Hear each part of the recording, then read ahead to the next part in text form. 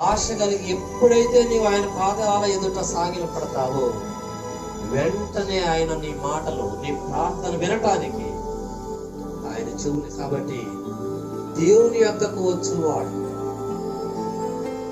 ఎక్కడికి రావాలి, ఏ విధంగా రావాలి, ఏ ఆశ కలిగి రావాలి, అలా వస్తే ఏం జరుగుతుంది, ఆయన ఏ ప్రకారమైనటువంటి ధన్యత, ఏ ప్రకారమైనటువంటి ఆశీర్వాదాలను, ఏ ఫలాన్ని మనకివ్వటానికి ఆయన సిద్ధంగా ఉన్నాడో ఇప్పటి వరకు పరిశుద్ధాత్మ దేవుడు నాకు, నీకు, మనందరికీ బోధించాడు.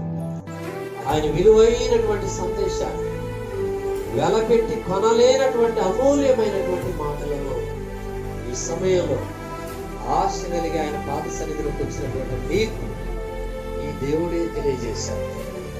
కాబట్టి అనేక సందర్భాల్లో, అనేక సమయాలలో నాకున్నటువంటి ఈ బాధలు, నాకున్నటువంటి ఈ సమస్యల్లో, ఈ ప్రతికూలమైనటువంటి పరిస్థితుల్లో దేవుడు ఎక్కడున్నాడు, దేవుడి దగ్గరకు వెళ్ళాలి, ఎక్కడికో వెళ్ళాలి, ఏదో చేయాలనేటటువంటి కాదు. దేవుడు ఎక్కడో లేడు, నీ చేతుల్లోనే ఉన్నాడు. వాక్య రూపంలో నీ చేతుల్లోనే దేవుడు ఉన్నాడు. వాక్యమే దేవుడై ఉన్నాడు. ఆ వాక్యము నీ జీవితాన్ని కట్టింది.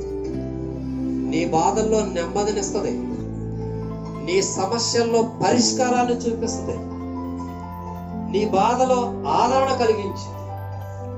అవి జీవం కలిగినటువంటి మాటలు, అవి నశించిపోయేటటువంటి మాటలు కానే కావు. అవి ఎంత మాత్రము గతించేటటువంటి మాటలు కాదు. ఆకాశమును భూమిని గతించినా గతించవచ్చునేమో గాని నా మాటల్లో సున్నైనను పొల్లైనను తప్పుకోదని ప్రభు చెప్తా ఉన్నారు.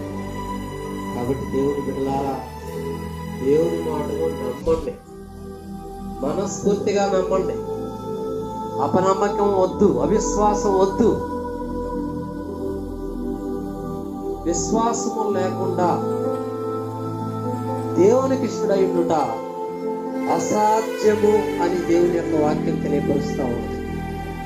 కాబట్టి దేవుని విశ్వసించుదాం, ఆయన మాటలు విందాం, ఆయన మాటలు అంగీకరించుదాం, పాటించుదాం, లోబడదాం.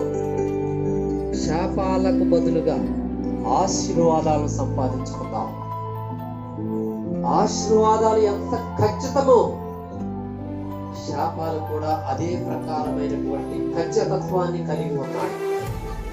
నువ్వు లోబడితే నీకు ఆశీర్వాదం వచ్చింది. నువ్వు అవిధేయత చూపిస్తే నీ మీదకి నీకు రుణానికి శాపం వస్తుంది. కానీ నీ కనకని శాపం ఇవ్వడానికి ఇష్టపడేటువంటి వాడు కాదు.